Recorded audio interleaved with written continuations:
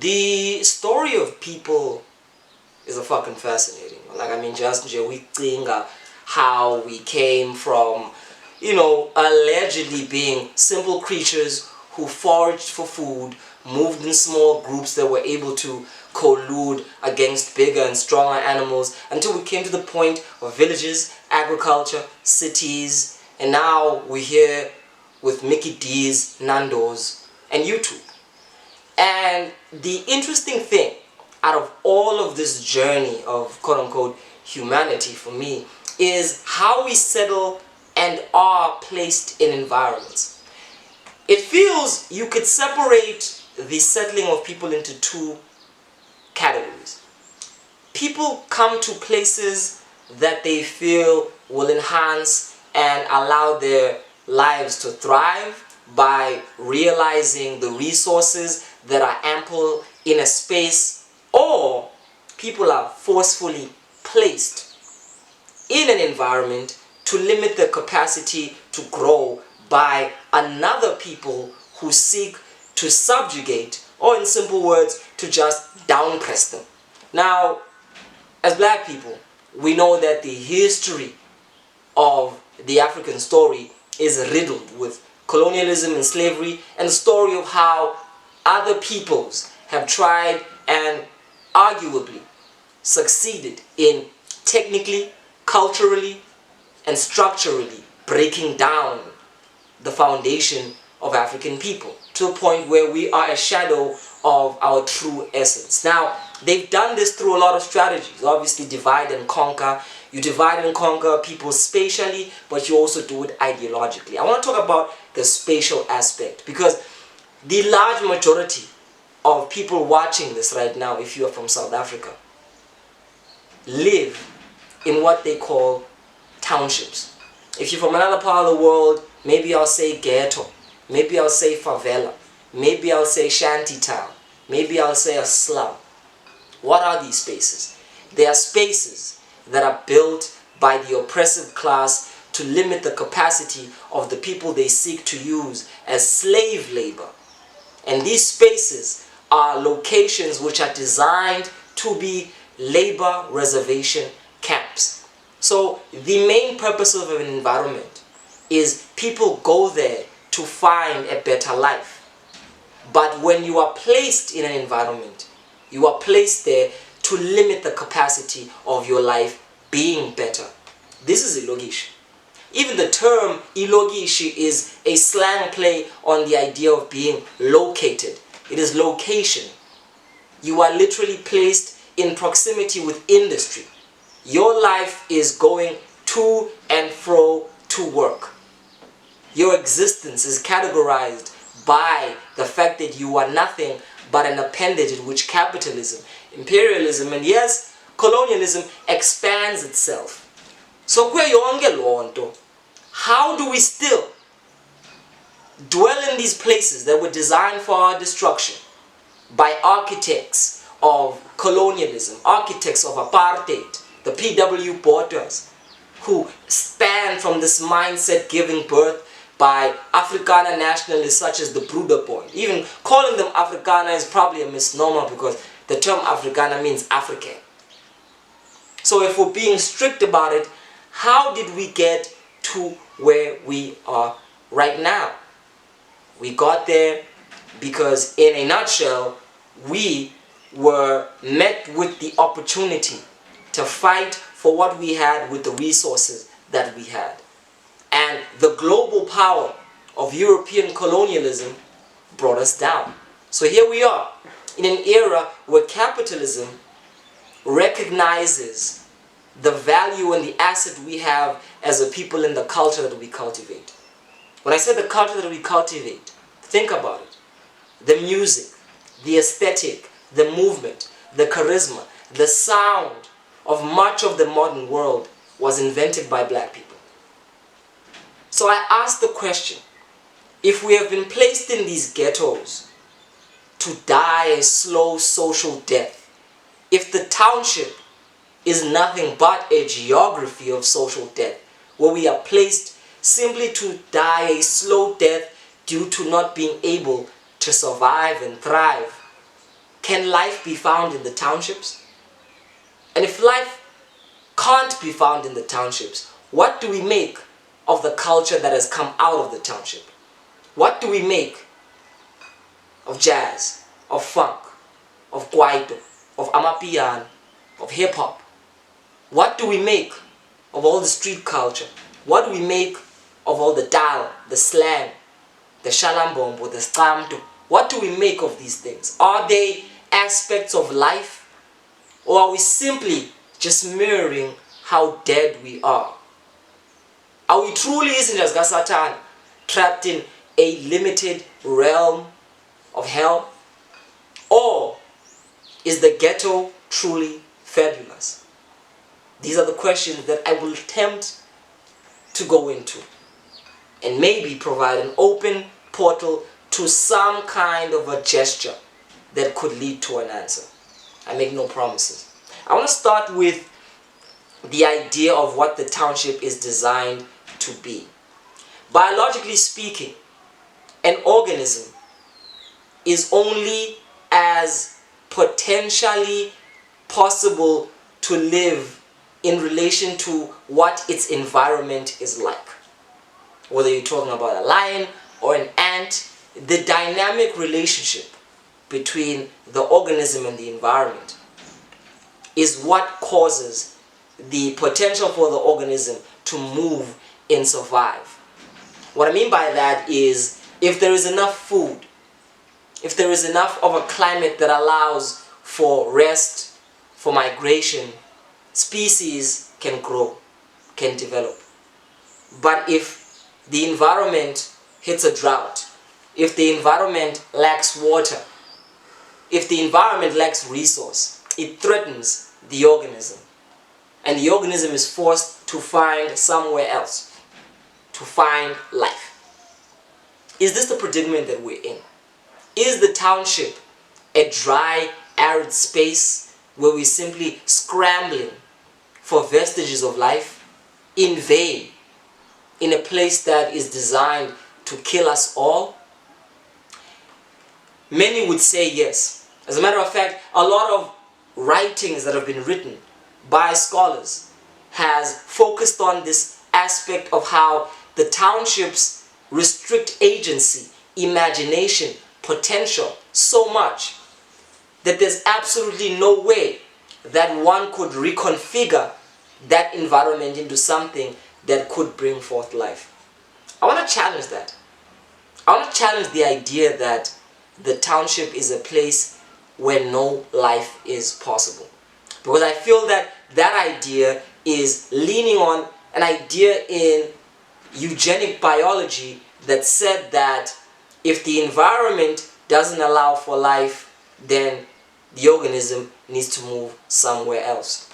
But we've noticed, or we have observed through the discovery of further biological and scientific research, that biology is not really driven by the genetic impulse for species to survive.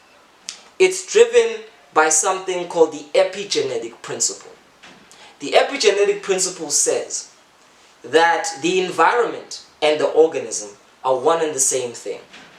An organism is an environment is an organism.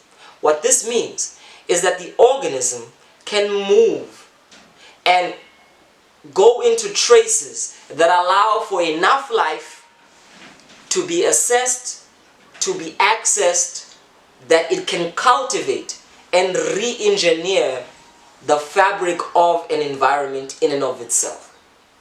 So scientists have been able to see that if you place a cell in a petri dish and you limit the capacity of how it's able to grow, when it's in a place of deep stress, it refers to the deep accessible corners of its own genetic construct. Whatever life exists in the cell, it will use to reconfigure the environment as much as it can. And this has shown that the environment in and of itself can be shaped by the relationship it has. So what I'm getting to in simple terms is that when you are placed somewhere, you are in a dynamic relationship with that somewhere you are placed. It is not as simple as saying somebody places you in a cell and therefore you die in that cell. Your ability to live in that cell is also based on your resilience. Is also based on how much inside of you is capable of moving and going beyond the constructs and the limitations that have been placed upon you. So if we're able to take the same principle and apply it to the idea of being forcefully placed in these social experiments called the townships, because we would go and we would travel to the suburbs for work, whether it was a garden boy or industry, we would pick up resources, aspects of culture, music, clothing, that would bring into this limited place an inventiveness that was unintended. The fact that kids who never had the money to buy toy cars see wires and have the imagination to make a car out of wires allows them to be more adaptable than the kid who had a car to be bought for them. Because who's more fungible for survival?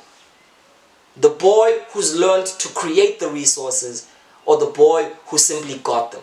So this is the interesting thing about struggle, is that enough struggle forces an organism to think innovatively.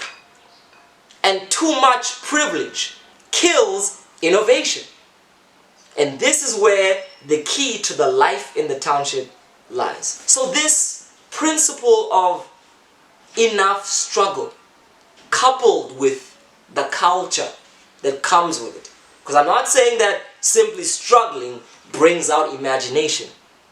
I'm saying that when we are able to move and migrate into spaces that allow us to see the possible horizons, and of course, the architects of our oppression could not have limited where we stay, but also limited where we have to work.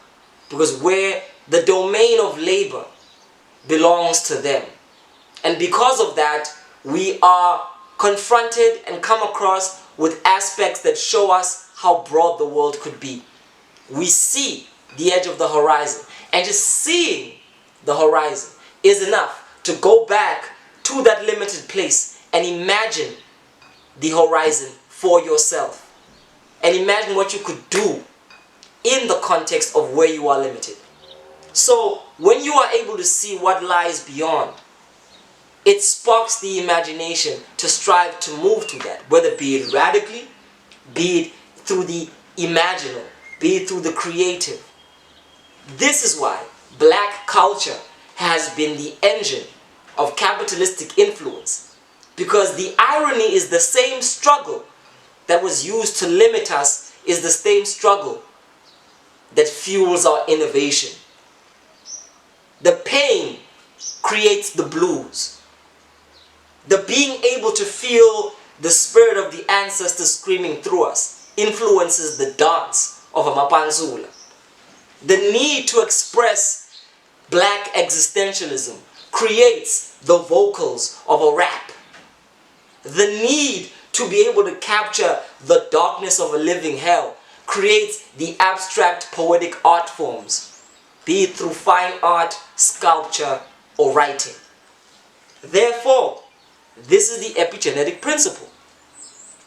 You can try to trap an organism, but if there's even little room for that organism to see the potential of what may be, it will use its own capacity to develop, to tap into that narrow pathway.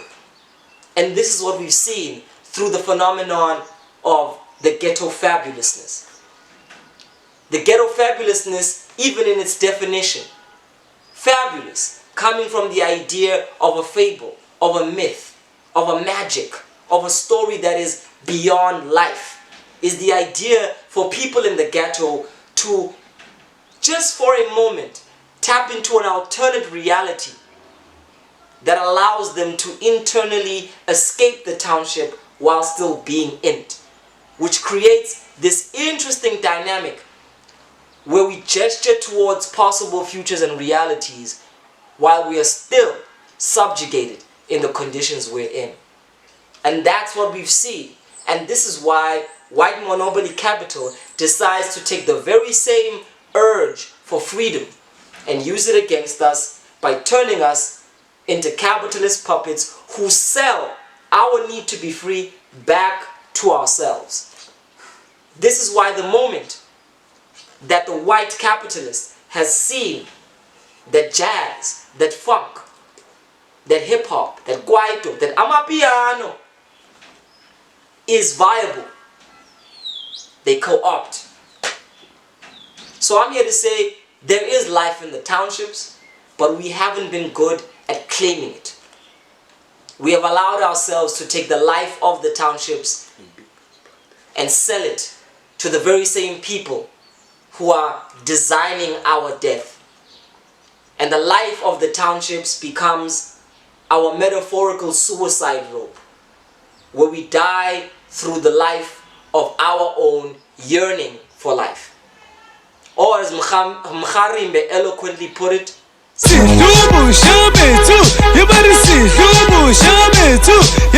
in that phrase is the idea that we are now devouring our own vitality.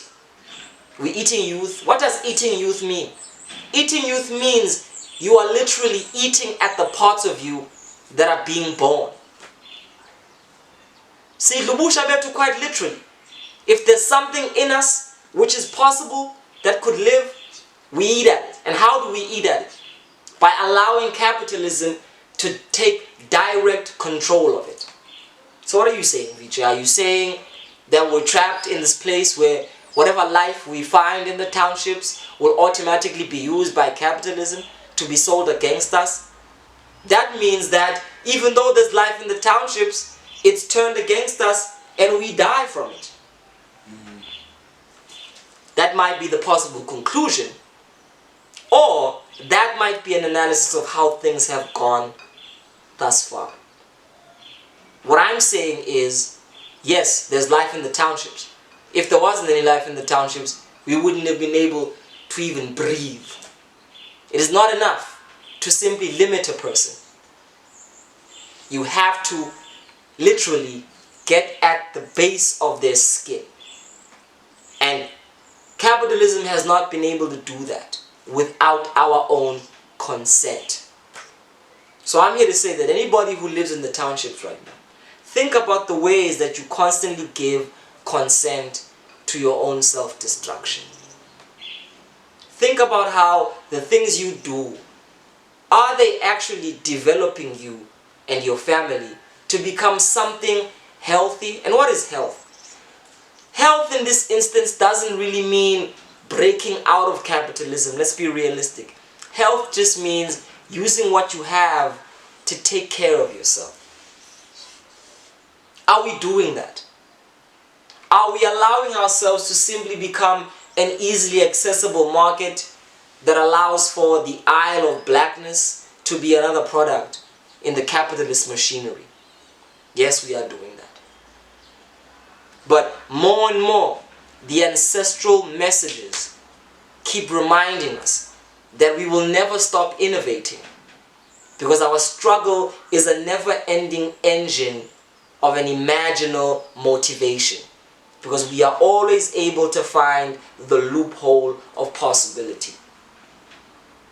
But there has to come a time where we do something different with these loopholes of possibility. How can we do something different?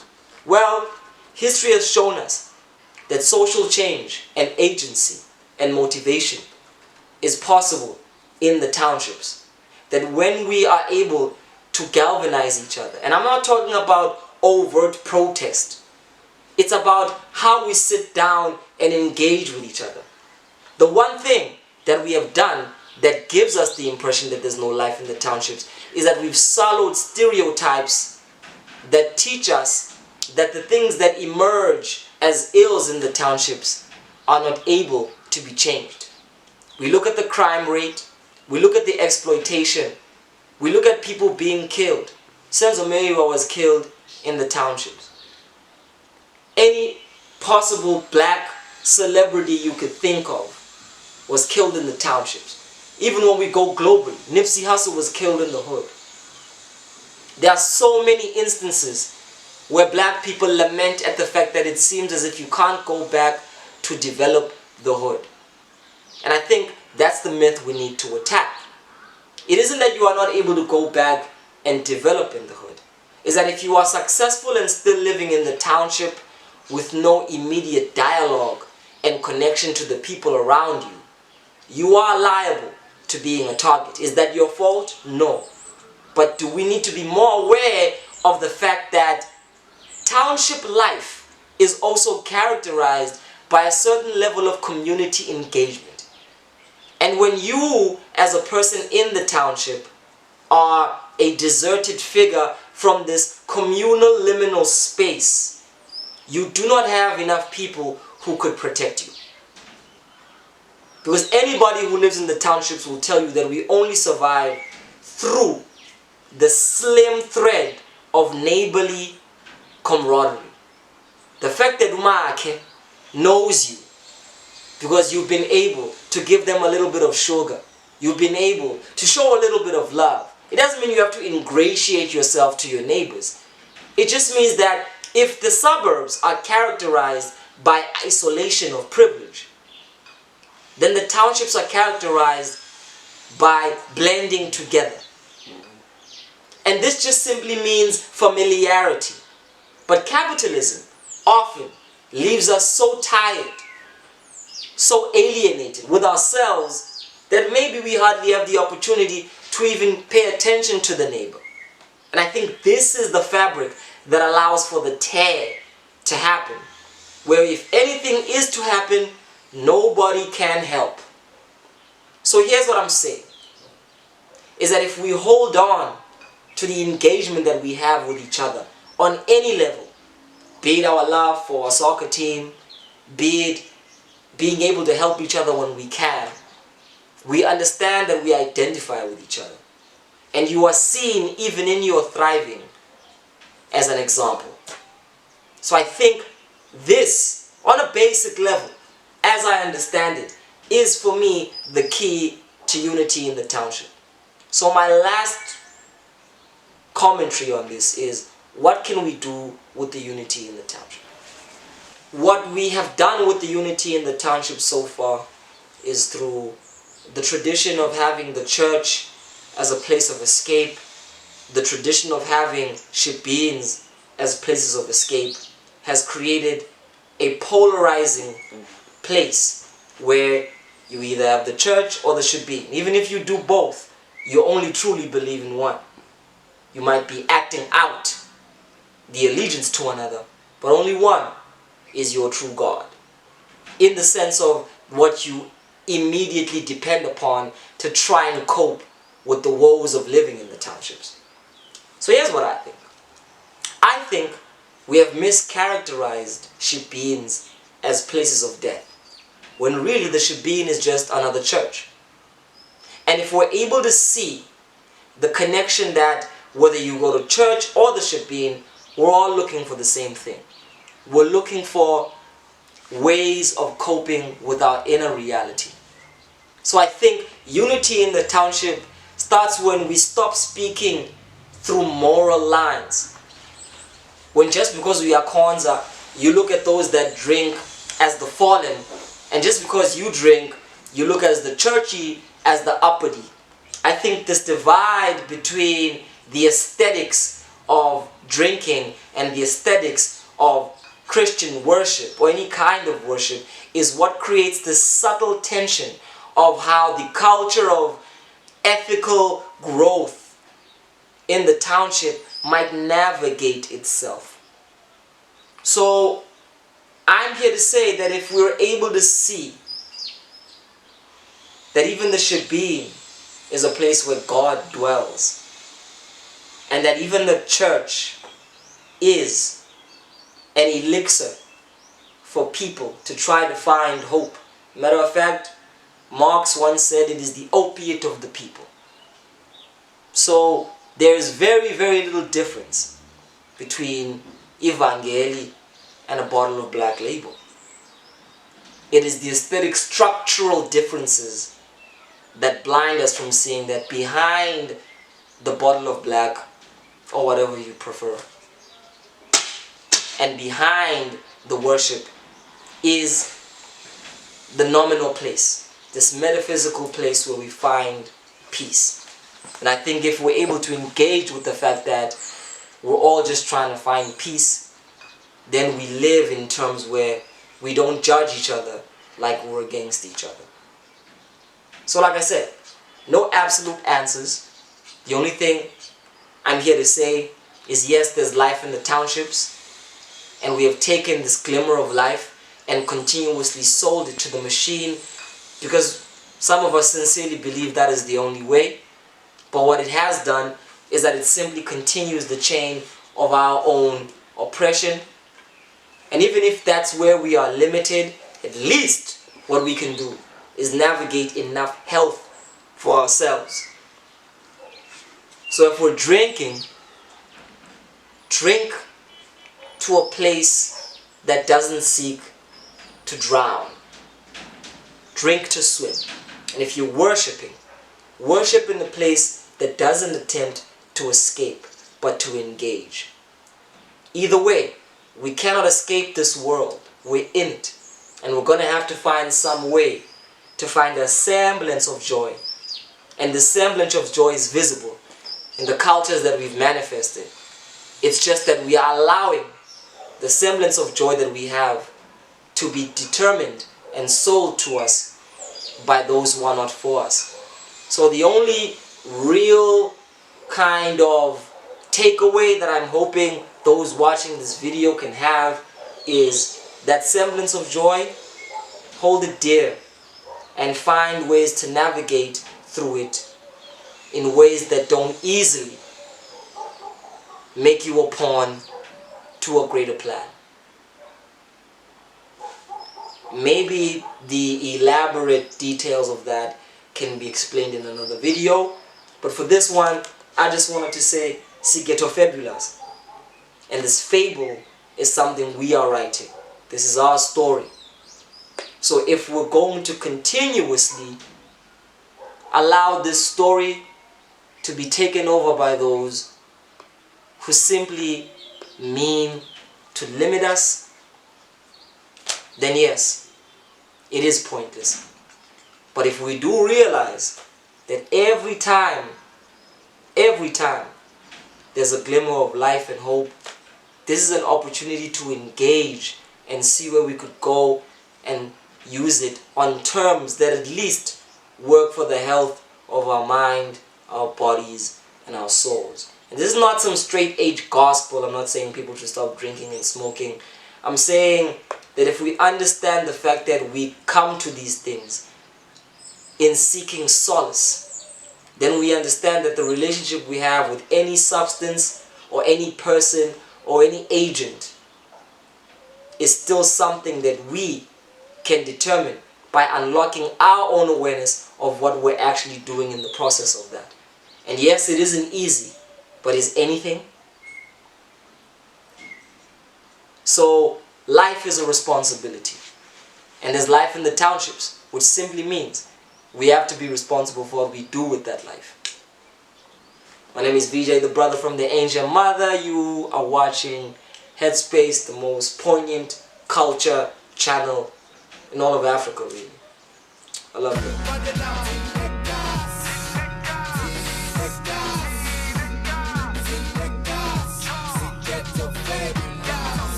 Get to baby life.